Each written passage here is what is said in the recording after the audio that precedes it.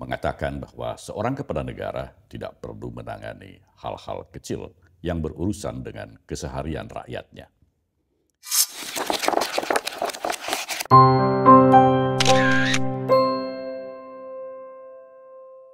Kawan Minmot, dulu pernah ada seorang ahli atau orang yang merasa dirinya ahli mengatakan bahwa seorang kepala negara tidak perlu menangani hal-hal kecil yang berurusan dengan keseharian rakyatnya. Ia cukup bersabda dengan melontarkan gagasan-gagasan besar, sedangkan masalah-masalah keseharian rakyat cukup ditangani oleh para pejabat negara di bawahnya yang akan menafsirkan gagasan-gagasan besar sang pemimpin dengan melakukan langkah-langkah konkret. Pendapat tersebut tentu saja keliru. Apalagi jika yang disebut kepala negara itu adalah pemimpin sebuah negara republik. Pemimpin sebuah republik bukanlah seorang raja yang bertahta berdasarkan garis keturunan yang mau tak mau akan dinobatkan setelah raja sebelumnya mangkat. Seorang pemimpin republik adalah seorang presiden yang dipilih oleh rakyat atau dipercaya dan mendapat mandat dari rakyat untuk memperjuangkan kesejahteraan mereka. Sebagai konsekuensinya, ia bertanggung jawab kepada rakyat. Dan dalam kasus seorang presiden yang dipilih oleh rakyat, ia tak hanya bertanggung jawab kepada rakyat yang telah memilihnya, namun juga kepada rakyat yang tidak memilihnya. Bukan hanya lantaran ia telah bersumpah akan memimpin bangsa dan negara dengan seadil-adilnya, serta berbakti kepada nusa dan bangsa seluruh-seluruhnya, tetapi juga karena seorang pemimpin akan dimintai pertanggungjawaban atas orang-orang yang dipimpinnya. Sebagaimana sabda Rasulullah Shallallahu Alaihi Wasallam dalam sebuah hadis yang diriwayatkan Imam Bukhari, "Kullukum ra'in wa kullukum mas'ulun ar-ra'iyatih." Setiap kalian adalah pemimpin, dan setiap pemimpin akan dimintai pertanggungjawaban atas orang-orang yang dipimpinnya. Presiden Prabowo Subianto sangat menyadari hal itu. Ia tidak ingin menyia-nyiakan kepercayaan rakyat yang telah memberinya mandat. Ia ingin seluruh rakyat yang dipimpinnya diperlakukan seadil-adilnya, karena ia tahu bahwa kelak ia akan dimintai pertanggungjawaban sebagai pemimpin. Oleh karena itu, Prabowo sangat murka ketika mengetahui ada sekelompok pengusaha besar yang mencari keuntungan dengan menipu rakyat selama puluhan tahun. Sehingga Prabowo pun menjuluki mereka sebagai orang-orang yang serakah, yang menjalankan praktek serakah nomiks dengan mengisap darah rakyat. Para pengusaha besar itu secara terang-terangan telah memanipulasi beras, makanan pokok rakyat yang merupakan hajat hidup orang banyak. Mereka menjual beras berkualitas medium dengan merek dan harga premium. Prabowo pun memerintahkan seluruh jajarannya, termasuk Menteri Pertanian, Kepala Kepolisian dan Jaksa Agung untuk segera mengusut praktek-praktek serakah nomiks tersebut. Walhasil, Menteri Pertanian menemukan 189 kemasan beras merek premium yang ternyata diisi dengan beras medium.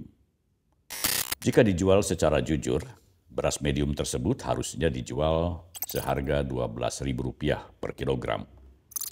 Namun dengan merek premium pada kemasannya, beras itu dijual dengan harga Rp18.000 per kilogram. Berarti ada selisih Rp6.000 per kilogram sebagai tambahan keuntungan para pengusaha besar itu yang diperoleh dengan cara menipu rakyat.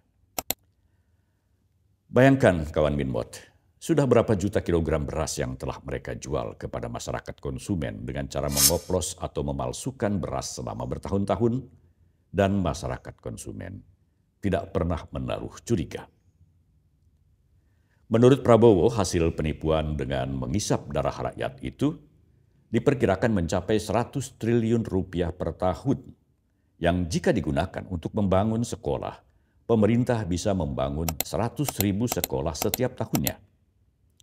Ini benar-benar merupakan penipuan berskala raksasa yang jumlahnya tidak tanggung-tanggung. 189 merek beras premium dari 212 merek yang beredar di masyarakat ternyata berisi beras medium yang harga semestinya jauh lebih murah. Berdasarkan laporan Kementerian Pertanian, saat ini sudah ada sebanyak 26 merek dari 10 perusahaan yang sedang bergulir proses hukumnya atau sudah berada pada tahap penyidikan. Ke-26 merek itu diduga telah melanggar aturan kualitas beras melalui praktek pengoplosan.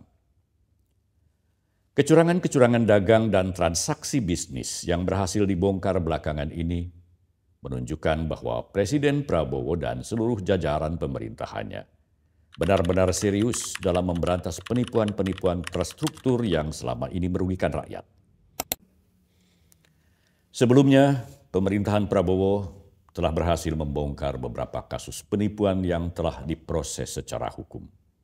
Di antaranya, kasus minyak goreng ukuran 700 hingga 800 ml yang dijual sebagai minyak goreng 1 liter. Kemudian minyak goreng dengan harga eceran tertinggi Rp15.700 dijual dengan harga Rp18.000 per liter. Lalu Pertalite RON 90 dijual sebagai Pertamax RON 92. Air minum isi ulang yang dijual dengan merek dagang air minum dalam kemasan tanpa izin. Dan yang terakhir adalah ditemukannya beras medium yang dijual sebagai beras premium.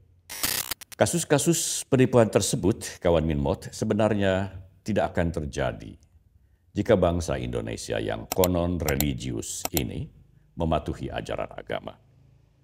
Dan mengingat mayoritas bangsa Indonesia ini menganut ajaran Islam, ada beberapa ayat dalam kitab suci Al-Quran yang sangat mengecam keras dan penuh ancaman terhadap praktek-praktek kecurangan dalam perdagangan, termasuk dalam mengurangi takaran dan timbangan. Di antaranya termaktub dalam surat Al-Mutaffifin ayat 1-6. A'udzubillahi minasyaitonirrajim. Bismillahirrahmanirrahim. Wailul lil mutaffifin alladzina idza iktalu 'alan nasi yastawfun wa idza kaluhum aw wazanuhum yukhsirun ala yazunnu ulaika ainnahum mab'utsuna liyaumin azim yauma yaqumun nasu lirabbil alamin.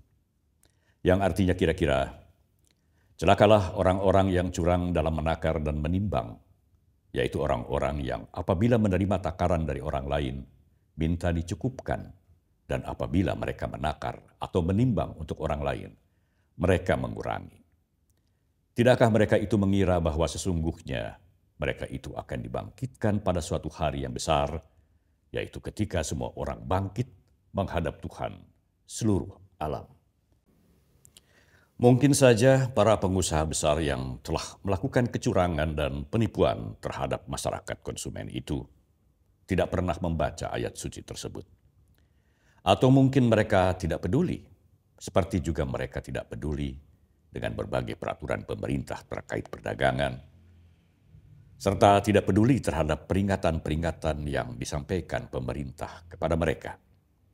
Sampai akhirnya, Presiden Prabowo bertitah kepada seluruh jajaran pemerintahan terkait agar menindak tegas dan memproses secara hukum para penipu rakyat tersebut. Meminjam istilah yang dikemukakan ekonom Fitra Faisal PhD, tindakan yang dilakukan Presiden Prabowo dalam membongkar kasus-kasus kecurangan dan penipuan terhadap masyarakat itu adalah tindakan seorang Consumer Protector in Chief atau pemimpin perlindungan hak-hak konsumen. Dan hak-hak konsumen ini telah dijamin oleh Undang-Undang Nomor 8 Tahun 1999 tentang perlindungan konsumen yang secara tegas menyebutkan pelaku usaha dilarang menjual barang yang tidak sesuai ukuran, takaran, timbangan, atau jumlahnya. Hal yang sama berlaku untuk klaim kualitas. Selain pelindung hak-hak konsumen, Presiden Prabowo juga pembela masyarakat yang lemah. Prabowo tidak bisa tenang melihat rakyatnya yang menangis kelaparan, yang bekerja keras mencari sesuap nasi dengan tenaga mereka yang masih tersisa, dan yang mengeluh tidak punya biaya untuk melanjutkan sekolah. Prabowo akan mengerahkan segala upayanya untuk menolong mereka. Untuk itulah sekolah-sekolah rakyat diselenggarakan, untuk itulah ribuan koperasi desa dibentuk, untuk itulah program makan bergizi gratis terus digenjot. Bahkan Prabowo pun tidak segan-segan mengeluarkan dana pribadinya untuk masyarakat yang tidak mampu.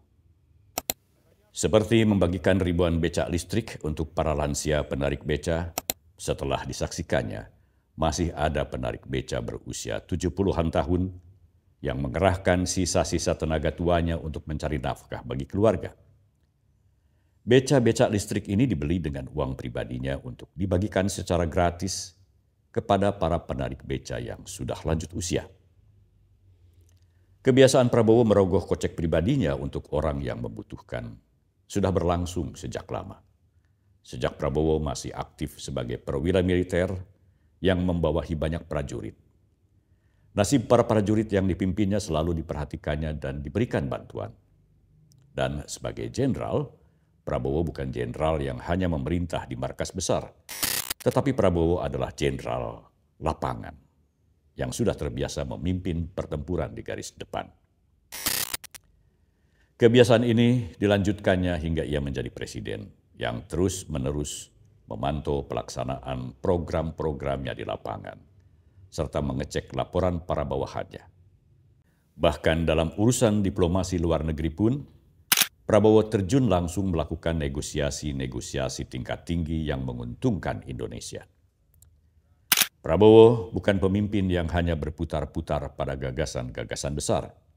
Seluruh gagasannya justru bermuara pada kesejahteraan rakyat dan kedaulatan negara yang terus dikawalnya hingga benar-benar terlaksana dan bisa dirasakan oleh rakyat yang dipimpinnya.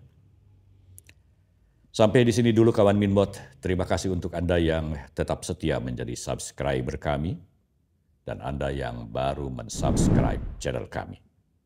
Juga terima kasih untuk Anda yang sering memberikan like dan komentar. Sumbangsi Anda sangat berarti bagi kami. Salam Minbot.